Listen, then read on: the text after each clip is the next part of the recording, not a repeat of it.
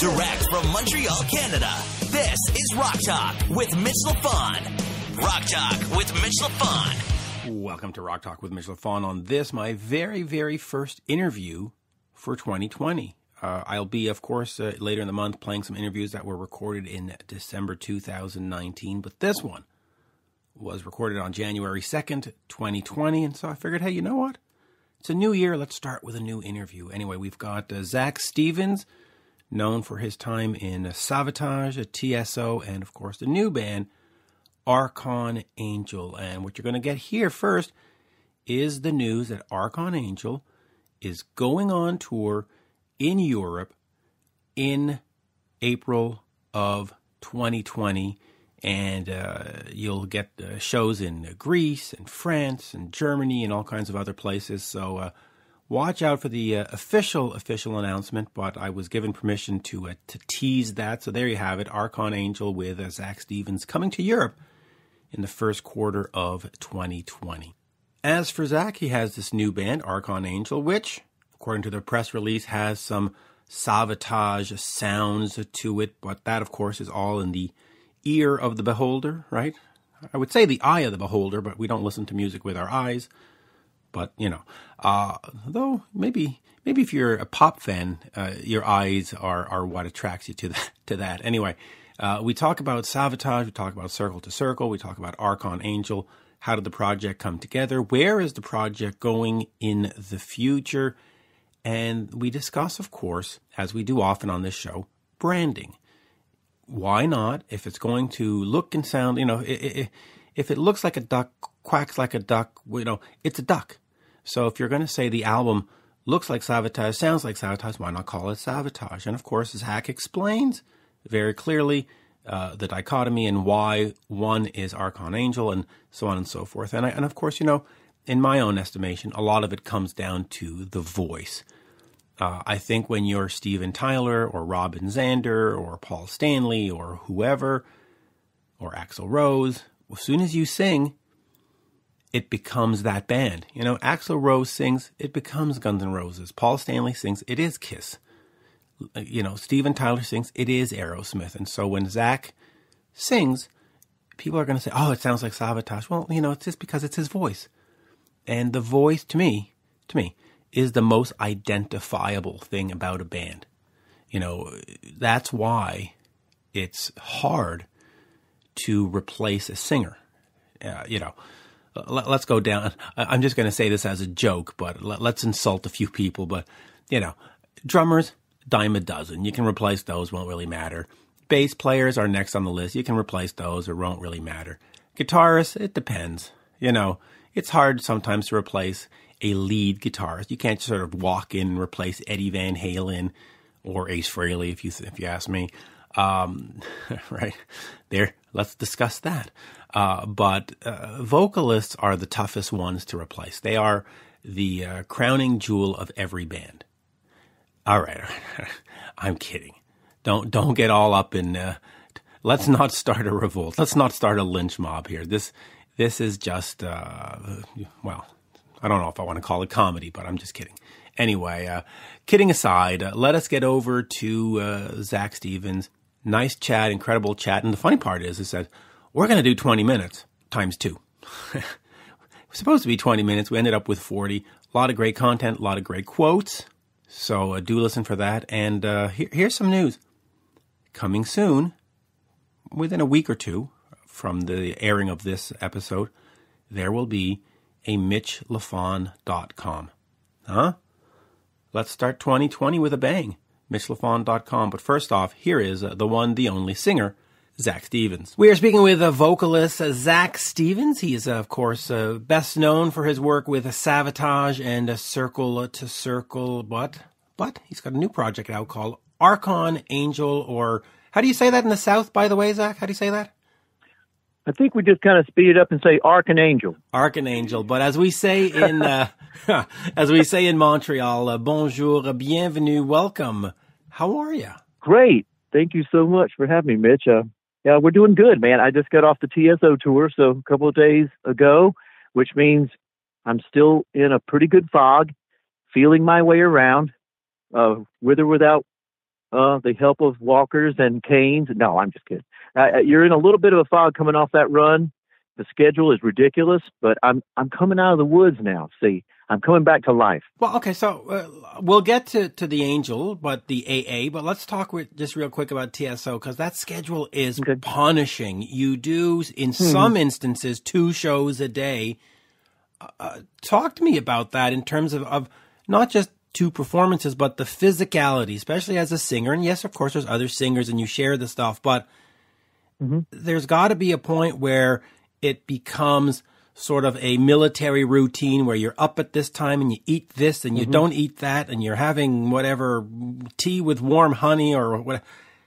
Talk to me about the physicality of that run and how it sort of beats you up. It's got to beat you up. Yeah. The schedule is what everybody talks about within the band. As a matter of fact, I think it's something like 85% of the shows are 2 shows a day. We have very few of the single show days, and that's only happening on Wednesday and Thursday of the week. We take Mondays and Tuesdays. That's the days off. We're not playing on the Mondays and Tuesdays, but so Wednesday and Thursday in the beginning of the tour has your single shows and the markets that, need to have one show. Then you get into the bigger markets, always on the Friday, Saturday, Sunday. We call those the triple doubles. That's the 3 days with the 2 shows. And as you get towards the end of the show, we'll stack 9 shows in 5 days and have 4 days of doubles. And then on the last 5 shows of the tour, it's all doubles. So you get 10 shows in 5 days, that kind of thing. So yeah, the schedule's ridiculous. And playing that matinee show, that's the thing that gets you. But, with all the singers, like you mentioned, it's not like getting up there and you're just one singer, like a regular rock show. You're getting warmed up, you get warmed up, you kind of stay there. This is one of those things where you come in at certain times. Your first song might be 30 minutes in, 45 minutes in. This year I did Old City Bar. The song itself is like 7 minutes long. It has about 9 verses. Luckily, I was 100% didn't miss any words for an entire 60 shows. So I was pretty happy about that. And I'm telling a story, and it turned out to be pretty cool. Never imagined myself singing Old City Bar, but within TSO, it's kind of like, that's kind of like I don't know if it's the crown and jewel. The grail. Yeah, kind of like the crown and jewel. I was going to say the Holy Grail. I don't want to go that far. But it's known as one of the hardest songs because it's so strange. You're in front of this 2 shows, 15,000 people per show, and it's just you and me and Joel, me and Mr. Hoekstra there on the acoustic guitar, and you're going, it's just 2 people. It's the most naked thing in the world. And it's just, I don't know, to me, it always was kind of strange. In the middle of the song, I would think, besides, what am I going to have for after show food? No. I would go, gosh, it's just this acoustic song telling the story at the heart of the story, and it's a full arena crowd. It's the strangest thing. I don't think you'll see that anywhere else unless you just have an acoustic song here or there, in a regular rock concert. But it's just, I don't know. That always struck me as like I'd be in the middle of the song going, this is crazy beyond all imagine. But it was so cool. And so you come in, then you go, and then other soloists come, and you'll come and sing some background vocals and that kind of thing. And then you come in later, and then I'll come do a Savatage song. This year, Handful of Rain. Last year, it was like Chance. And so you don't get a chance to stay warmed up. So here's that regimen that you were mentioning, staying, warmed up, doing something, stretching, something, whatever everybody uses. Everybody kind of has their own thing. I don't eat a lot. As a matter of fact, this year, before each of the matinee shows, before all of the morning shows, the first show, I didn't eat anything. It was only coffee because I prefer to sing, on an empty stomach because it's just a little bit easier for me. So singing empty is kind of the way I go. Other people can't do that. They go, oh, I couldn't imagine doing that. My blood sugar is going to crash and all this. But I kind of prefer it. So I went the whole run, every matinee show, didn't eat before it. Then I eat small, very small between the first and second show, enough to take vitamins and all that. And everybody's trying to avoid a cold or the flu like crazy. We meet tons of people. We got signing lines every night. We're seeing 1,000 people, maybe somewhere less, sometimes more, and you're shaking hands, and it's like, wow. But they love that, the fans. But from a singer perspective, you're going, wow, the exposure level is high. So you're just washing your hands all the time. And you're just kind of hoping for the best. Plus the schedule. By the time you get in the bus, get a few hours sleep, we get to the hotel maybe at 5 a.m. You'll maybe get another 4 hours. You go in. I have a steamer, so I'll just kind of steam, put my face in the steamer, which is good for the vocals, but it's like a breathing treatment. So I have to do that before I go to bed. So there's things to do, and then you wind up, it's just limited everything. Limited sleep here, limited sleep in the hotel, limited sleep in the bus, getting out there. And really, it's all about adrenaline. You see the crowd, the people who love TSO. That's what really keeps you going out there after a while. You kind of I have a definite routine, you hit it on the head. You have to almost have like a militarized routine, and you just get into it and you go. It's the wildest thing I've ever seen, the TSO tours. I've done 5 years, and I'm like, I've had a routine the whole time, but now I'm starting to kind of, hone it in. But hey, you never know. We always get a few singers that catch something. It's inevitable, and we try to keep it from going through the whole, singer group. I think it only struck a few people this time, but and it wasn't so bad. It was like a virus that didn't really attack. So you got so many little things. Something could be small and attack the vocal cords, and you're like, you have to take shows off. Luckily, I've never missed a show in 5 years, but I've had things where I didn't feel so good, and it's crazy. But, it's a different animal. It is for sure. And luckily, it's a limited run. You're not doing 200 shows. You're not doing January to November. And the only other redeeming grace is, well, in fact, I was going to say, the travel of 2 shows, you don't really get that time to sort of recuperate on the bus. You're always anyway. It's spectacular that you do it, and I think the most important thing is sharing a stage with Joel Hoekstra. I mean, that's got to be right, amazing, and just a great monster of a player and a great guy, super funny. We depend on Joel's humor. We'll go up to him. He's got a lot of good impressions of stuff that that's kind of within the band humor, right? Of people he's always got the guys, and everybody's going up to him and saying, "Hey, do this impression of Paul O'Neill, or something." And he just has everything really, really down to the wire, or down. Now, down. He is really great. He's very funny. People are always going to him saying, "Make me laugh, Joel, because I'm having a tough day. I'm tired. It's getting to the end of the run. Everybody's grumpy. Go to Joel. He'll put a smile on your face." I love that about him. I love Joel. We've been friends for a few years, and I'll ask you this before we move on in jest. But Joel always posts videos of him playing basketball alone and shooting hoops. Will anybody ever play with him? Is that ever going to happen? There's a lot of short people, such as myself, that feel challenged by basketball.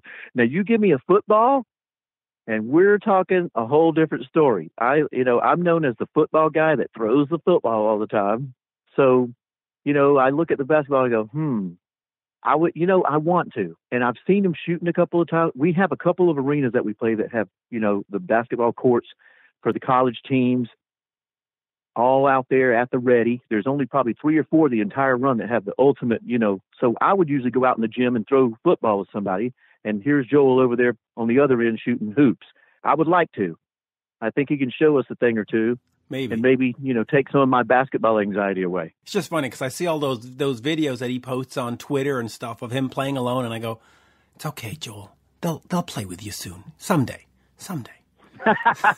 It's funny. I see him and I feel bad. Like I'll be eating, like I'll have my strict schedule. I'll be like, well, this is my time to eat. And he's over there shooting basketball. Oh, it's clashing with my super schedule. Yeah, the limited, the militarized schedule. But I would love to be over there, and he's hitting them like, I look over there, he's sinking them from 15 feet, 25 feet, the outside shot, free throws. It's fun to watch. I just didn't really know until a couple of years ago that he, played a lot. He's got the height. You know how tall he is, so I think it's the right game for him. It is. All right, so let's get back to it, to talking about Archon Angel. I'm looking at the press release, and it says Archon Angel sees Zach Steven return to the classic Savatage sound. So let me ask you two questions there. First of all, let's talk about the band and the sound and what it's going to be moving forward. But, Savatage, as everyone knows, hasn't done anything in many, many years. Mm-hmm. If you're going to form a band that does the Savatage sound, why not just resurrect Savatage and say, hey, let's, right? I mean, that's the obvious question. Maybe not, right? So why not just say, hey guys, let's do Savatage? I know back in a couple of years ago, you gave an interview and you said, hey, John's been writing and we don't know. And John's been writing and you're doing Savatage sound, right? Fair question? That's right. Yeah, fair. Now, the thing is, when we started with the Archon Angel stuff, listening to the songs coming in, the first thing that we didn't think, oh, this is like Savatage-esque. This is really reminding me of Savatage.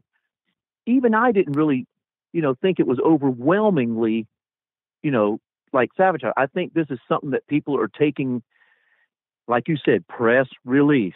The press is hearing stuff. Whoever's writing this thing is hearing and going, oh, yeah, this is like, I wonder if that is more like something that the person that wrote the press release is hearing for themselves and going, oh, yeah, we've been wanting Savatage a while. This sounds like it. This is what that is. When we, as the musicians, looked at it, it may be here or there, but not like an overwhelming thing. Like it wasn't me. I would be the first one to sit there and go, wait a minute, this is just like Savatage. I'm not going to, dive right into that, or I would say something. So I think it's in the eye of the beholder a little bit. I think there's certainly something there. And plus, when you come from that history and I come from singing in Savatage, there's bound to be something that's going to remind somebody of that. You really can't get away from it. So don't try to run. It's going to catch you.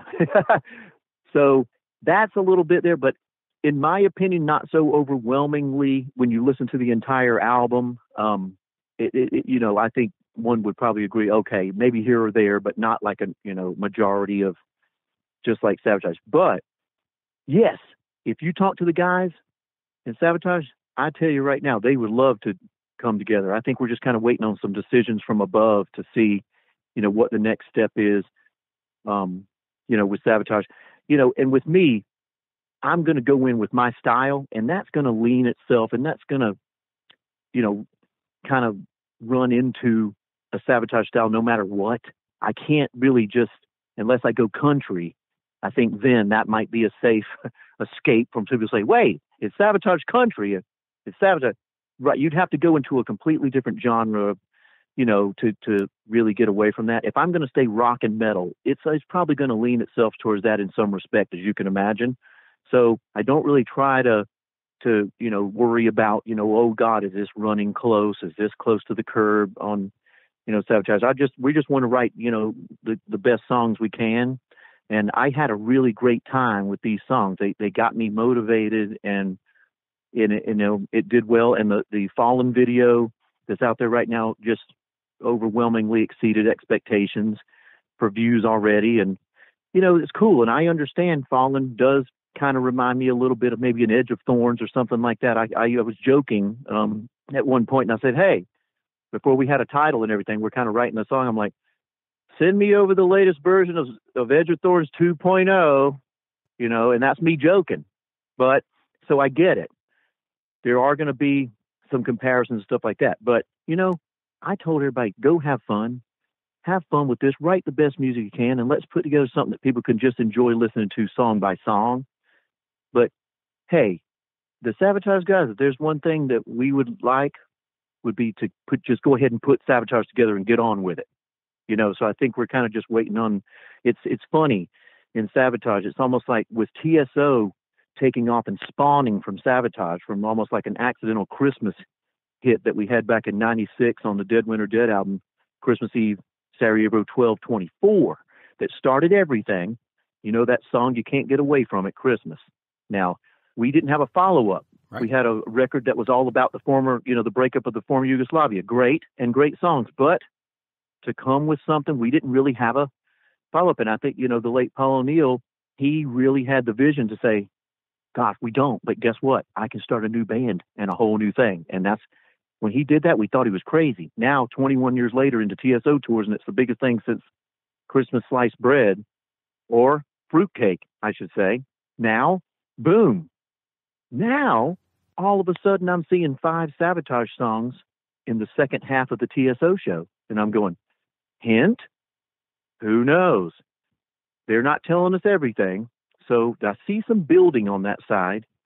Even the guys in the West and the East, we got Al Petrelli, Johnny Lee Middleton in the West, and myself, Chris Caffrey, and Jeff Plate, the Savatage guys in the East. We're all kind of sitting there saying, this is very interesting, because we all have this kind of interest in this thing called rock theater. To me, the most logical thing to do for rock theater, if it was a TSO production, and since I kind of look at Savatage as being the subsidiary company of this large conglomerate of TSO now, it's basically the way it's played out. Send Savatage out to tell a few stories from their old albums that everybody still holds on to, and we have the greatest fans in the world because they just don't let it go.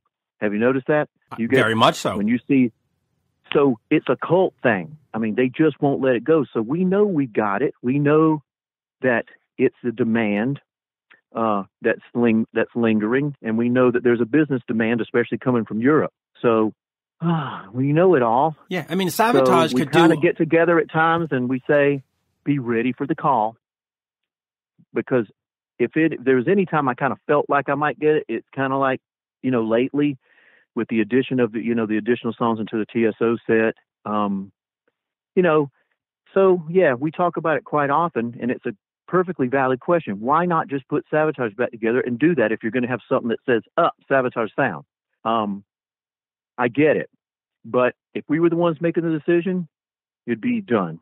But we're sort of a subsidiary to the major conglomerate. So now we're going to wait and see what the business decisions are and try to get a better clue of what this particular numbers they're looking at, if it's numbers or what is it. But, I think there's a lot more excitement of late than there has been in the past 2 or 3 years, even since Wacken. We went in 2015, and then, tragically we lost Paul, and that's kind of slowed. I think that's kind of stuck a bit of a delay into the, process, because everybody was like, well, what would Paul want to do? And now it's kind of by committee now, instead of just one guy who had his hands in everything, which was Paul O'Neill, my old boss for 26 years. So it's been rough without him, but it's a transition period. And I think there's some excitement around that very thing that you mentioned. What about getting this thing, going? So everybody, there's a lot of excitement within the guys of that we're in Savatage. So we're here, and we're kind of talking more like, hey, be ready when the call comes, rather than, gosh, it just doesn't look so likely. So it's looking closer to me. But yeah, I would love to do that. We're always looking for things to do in the off season. To us, it was a logical conclusion to say, hey, what about Savatage in the off season? What about going over to Europe and, doing some festivals and stuff? It's always there. And I'm sure that we have said, we'll see, let's see what happens. I know I've probably said that about 87,000 times in interviews. So, we don't, to me, the shelf life or the expiration date's coming. So I think a decision will have to be made, definitely definitively one way or another, knowing that, I think everybody's kind of feeling like, hey, there's an expiration date out there in the pretty near future, in the next couple of years, that we're going to have to, make a decision and or either give a definitive answer, one way or the other. So, all right, we are at 20 minutes on 2 questions. That's pretty good. But so let me ask you just one thing about the Savatage, and then I want to focus on Archon Angel, because that's why we're actually here. But you said a decision has to come from above, and so I'll make it sort of a very yes-no-ish kind of answer. But Is that something where you need John to say, hey, let's do this? Or is it more nefarious where there's legal stuff and lawyers and you can use the name and you can't? And like, is it just you need John or somebody or Chris to say, yeah, let's do this? Or is it a whole sort of team that goes, oh, no, you got, like, who needs to make the decision up above? It is a team above John. It is John. And we talk a lot. I talk to John all the time. We're pretty much on the same page. So you understand my story. I told that's pretty much where John's at. Now we have a committee above John. That's the management of TSO that really, and they do it by committee they have to go through all of that and decide, and as the management of Savatage and TSO, because basically TSO management is Savatage management at this point. So it's Night Castle. So it is a committee. So that's what we're kind of looking forward to seeing what the results are when it goes. But it's not just John. If it was just that, boom, we'd probably already be out there. But it's not so much of a legal tie-up. It's not, I don't think it's a name tie-up. It's not a legal usage of anything. It's just a matter of business decisions and whether they think it makes sense with, profit loss. And I think it's pretty much comes down to numbers, really. Gotcha. And of course, the European festivals are almost a no-brainer if you were to. Yes. Right. I mean, you could go do, Rock and Ring and how many festivals are there?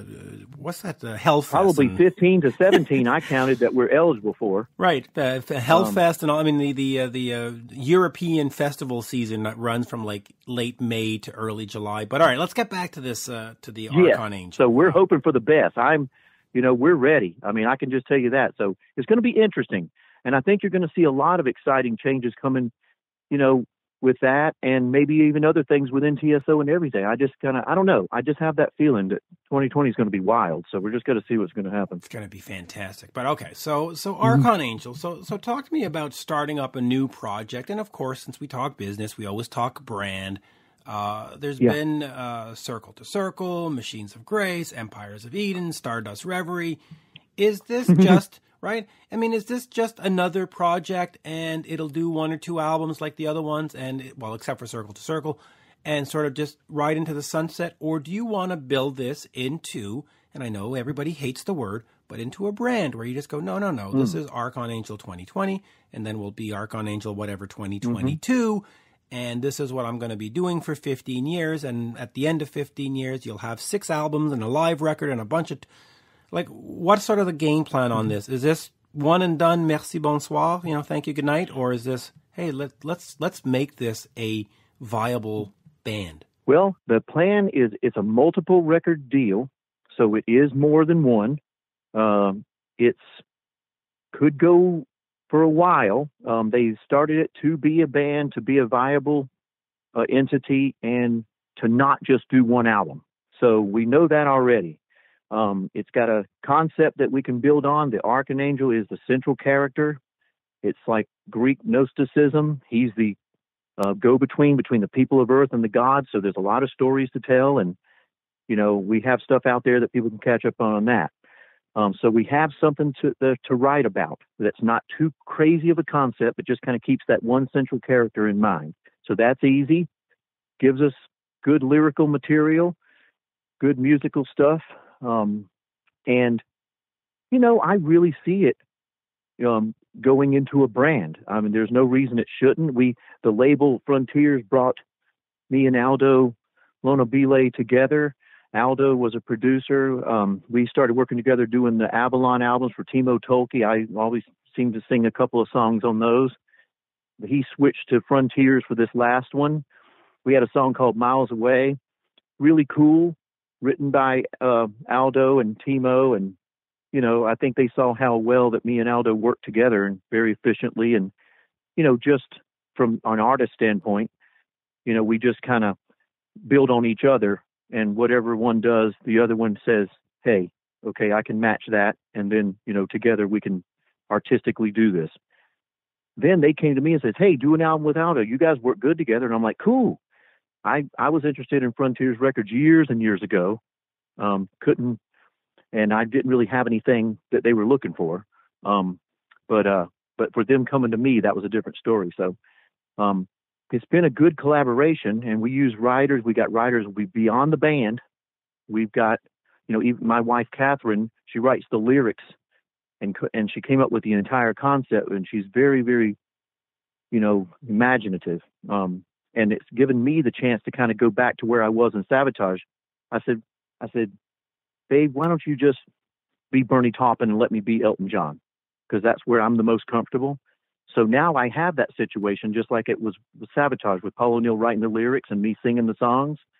I like writing lyrics, but I'm okay, but I don't consider myself great by any means at writing lyrics. So it's just a good situation. It's comfortable, and the team with the writers, beyond the band, the writers in the band, the team of musicians, the think tanks and everything, and a great label. I'm comfortable with the team, and to me, that's where it's at for me now. Just build a good team. That's what's going to build this thing into a brand, and everybody's having a great time. I see it going places because we have resources that we just didn't have before in my side projects and stuff. I mean, you were naming stuff that I was just a guest on, right? When you talk about right. Some of the, I've got in Archon Angel, I have so much more control. It's actually, I'm a vested, part of that. And it's a record deal that's mine, that I share with the band. In some of the ones you were naming before, Stardust Reverie and stuff like that, I'm just purely a guest. And it may be a one or two, but you'd have to ask the owner. He made a couple of records and had some, guests, and I love doing guest appearances too. I like that, but it's a different, it's a whole different ball game, from just being a guest and not knowing if they're going to do one album, two albums, and not really having any of that control over that, to now having pretty much complete control over what happens in Archon Angel. So that's a different story. And I think we're going to go all out and brand this thing and see how far we can take it. It's interesting when you have your first show be on the 70,000 tons of metal ship coming up here in about a week. The band has never been together in a room before, ever. I work with everybody electronically. Like when we did the Archon Angel, I recorded my tracks in Michigan. Everybody else was recording their stuff in Italy and in France. My bass player's from France. So we have Italians, bass player from France, and me, from America, a completely international band. I've never seen a situation where you have a debut concert that's exclusive to 70,000 Tons Metal, which is great for them. This will be my third time playing. I haven't played the ship in 9 years, but it's my third time. And we're going to meet. I'm meeting these guys at the rehearsal room the day before we set sail, and we're basically rehearsing by electronic means. They're in a rehearsal hall sending me the recordings, and I'm rehearsing to the recordings. Then we get together for a live rehearsal. I haven't even met everybody in the band formally. So this is a crazy day. This is a crazy day in the life and times of rock and roll, where you got labels putting together bands who we meet practically the day before we set sail, and we play a show that next day, preparing electronically for the most part, and a little bit, live, and then just getting up there and going for it. Yeah, I've never seen anything like that. So this is kind of a first for me. It's going to be spectacular. So, I think it's going to be great. And I can just imagine you're going to be looking at some guy and you're going to go, I'll need a coffee. Can you just go get one? And Eve will be like, but I am your bass player. I am here to do the bass, not for the coffee. Well, luckily, the bass player, Eves, he's used to play in a band called Nightmare. Now, I've done 2 tours with him with Circle in Europe before. So he's an old friend. So it's almost like reuniting with an old buddy. When I heard they were throwing him in there, I'm like, oh my God, that's awesome. I mean, so, it's a small world out there. And, I've been working with Aldo for 2 or 3 years now, just on various things he produced and stuff. And, it's cool. I mean, everybody's really chill, laid back. And I told everybody, look, go and have a good time. If you let this rack your nerves, because something like this could probably get somebody a little bit fidgety with this arrangement. But you have to look at it like it's something that you love and enjoy and go have a good time. When we go out and have a good time, which is what we're going to do, it's going to be cool. It's going to be fantastic. And by the way, you can tell I'm Canadian because every time you said Aldo, I kept thinking, he's working with Aldo Nova. That's so cool. But it's not. It's Aldo Lonabile, I guess. That's right. And his name is more than Aldo. And I have to actually look and see the full version of it. That's a short version. But I keep thinking, it's wild. He's working with Aldo Nova. That is fantastic. But all right, That would be great, wouldn't it? Oh, it'd be I would fantastic. love that. Oh, Aldo's a great I love talent. Aldo Nova. He's fantastic. Life is just a fantasy. We are at half an hour, so I'm going to ask you this because at the very beginning we spoke about how it says Archon Angel sees Zach Stevens return to the classic Savatage sound, and I think, of course, part of that is the vocalist, right? When you think Aerosmith, you think Steven Tyler. If anybody else sings Walk This Way, so the vocalist and the sound of the vocals is very much tied into the identity of a band. And it really doesn't matter what band. You can be from Imagine Dragons to Rolling Stones to Kiss. You think of, talk to me about, just real quick, coming into the recording sessions for Edge of Thorns, because here they have 6 albums out. They go, okay, this is the vocals. This is the sound, and now you've got to come in and change that sound and be your sound. Talk to me about that moment, because it's not like, okay, well, they did one album and then they changed it for the second album. 6 albums in, and you're coming in to change the sound. That has got to be both exciting but also nerve-wracking, where you're going, well, do I want to sound like that guy, or do I want to be me? Or talk to me just quickly about that album and or that recording session what's the mind frame going into that? Well, luckily it wasn't just going straight into the studio. There was stuff to be written. So we convened in a rehearsal warehouse in Clearwater, Florida. That was a saving grace right there, because now you're in there, you got the live band, you got the full guitar rig that you now have to sing over. Which is a big thing about Savatage. Vocals really, of course you have the microphone, but for real, you got to have this loud sound coming out. So then you start to learn right away, I got to change my style some, because I'm really kind of like a smooth, didn't really have a rough side or a rougher, now I have like 2 sounds. I got a clean and then kind of a more rough thing that I've developed, but I had to quickly get that, because without that, it wouldn't have worked. So then I was able to develop in the rehearsal room to get ready for the studio. So that was a huge, that was just a really big advantage. Then the thing that got me into the band was I was the only demo that they got that was somebody who wasn't trying to sound like John.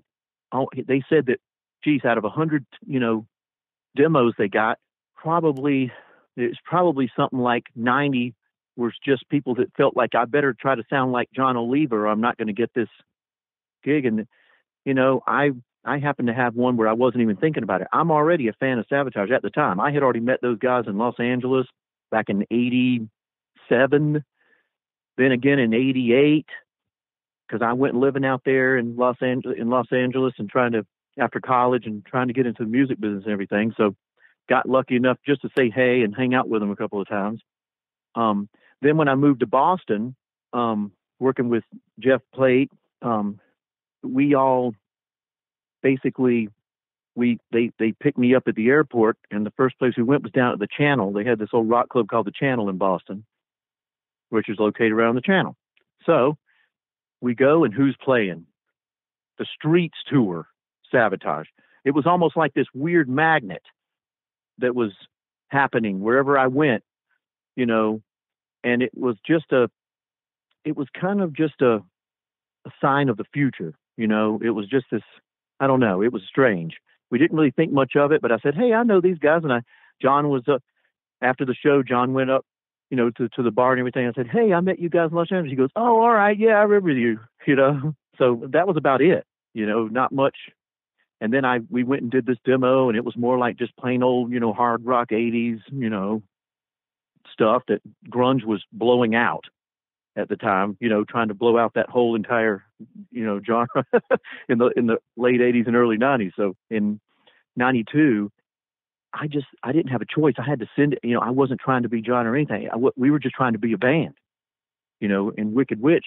So we sent that, I just sent that, and then it caught their attention because, hey, this guy's not trying to sound like John. This is interesting. So it turns out that was one of the major reasons that I even got called in to go to Queens and meet with Paul and play with, him on acoustic guitar, and him just kind of throwing me songs on his couch and saying, hey, sing this, sing this, sing this. Did that 2 times. He goes, I think this is going to work. Come on down to Tampa. And that was in the summer of 92.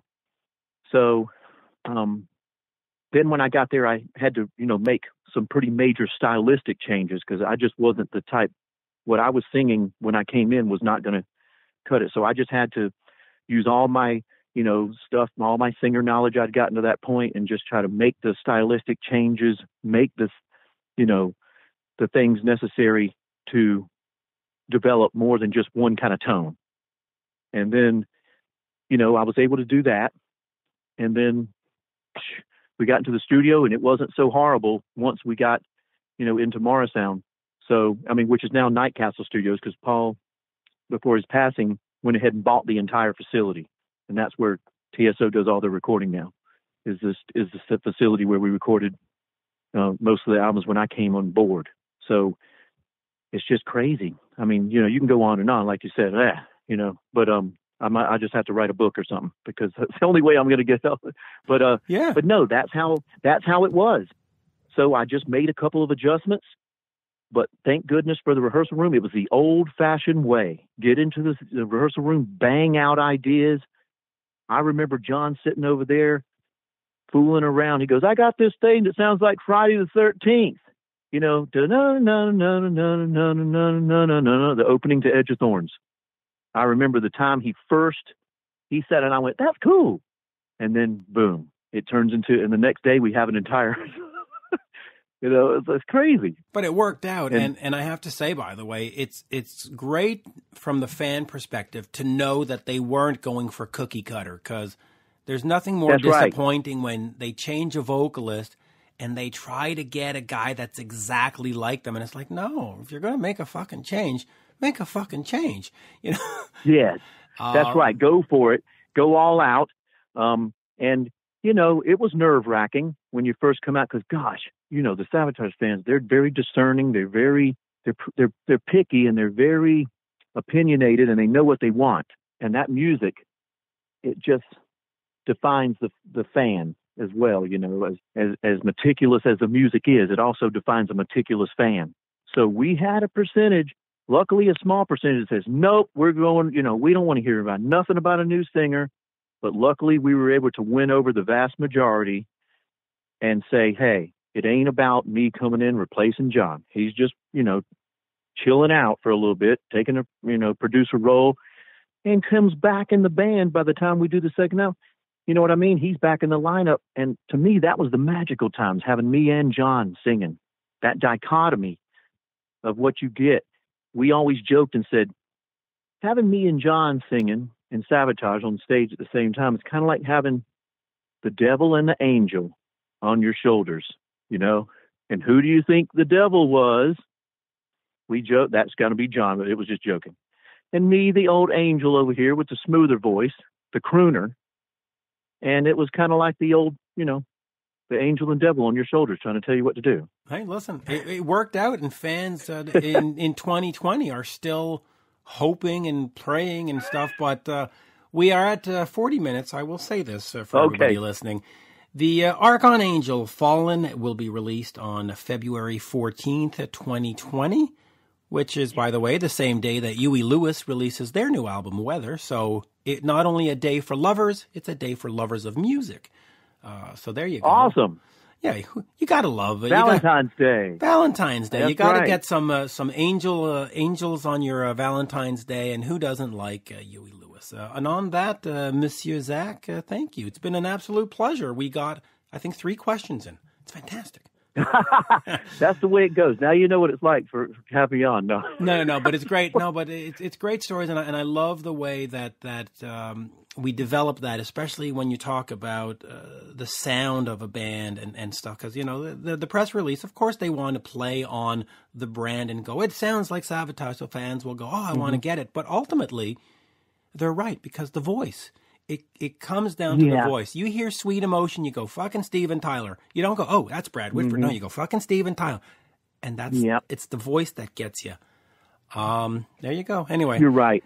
Thank you, sir. You can only escape so far from it. You know what I mean? As soon as I sing on it, they might say, the S word, you know, Savatage. But hey, that's fine. You know, that's all good. That's a trademark sort of thing. And if I'm doing it right, then that should probably happen. But hey, listen, great talking to you, man. Thanks for having me on. Absolutely. And I'm going to say it absolutely is all good, because there are so many artists out there that are exceptionally talented, but have stayed anonymous over the last 50, 60, 70 years because they don't have anything to be attached to. So the fact that you're attached to something is unique and special. There's millions of musicians that are not you, that don't have that. And so it's you know, like anybody in KISS or whatever.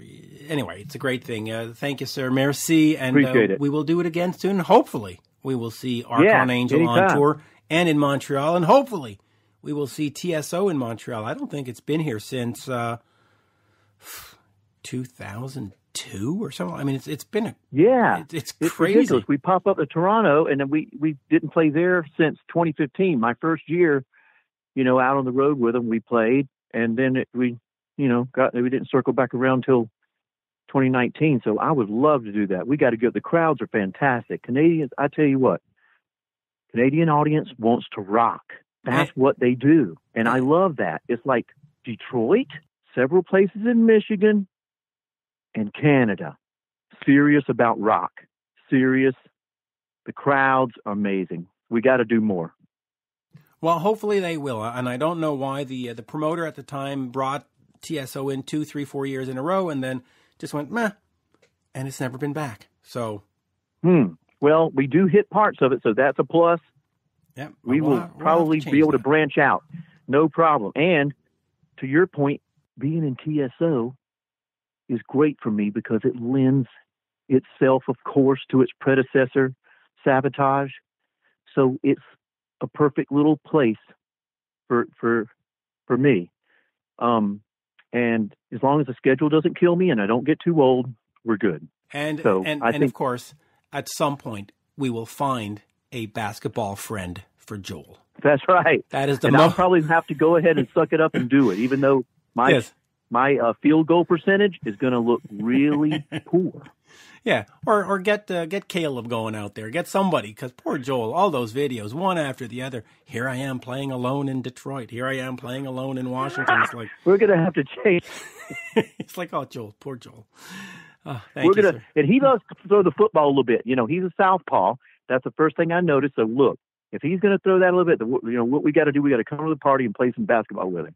Good point. I didn't really realize that it was that bad. And I appreciate you bringing me. And I will play, and I probably can do a little bit better than Caleb. Good is what I'm guessing. I don't know.